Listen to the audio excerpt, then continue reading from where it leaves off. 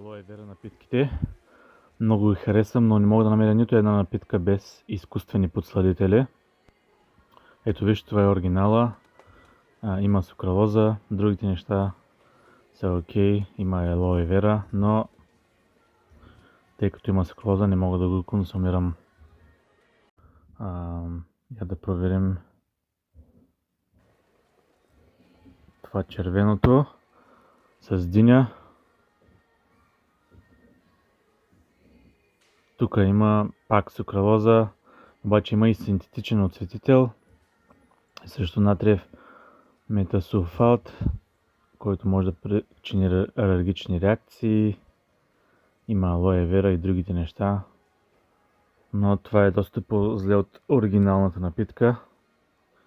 И тук също имаме алоe вера без захар. Разликата е, че слагат сигурно повече сукралоза. И да, тук има изключително много сукралоза. И другите неща не са чак толкова зле. Също има и еритрол, което не би го консумирал с течност. Еритрола е доста разслабителен.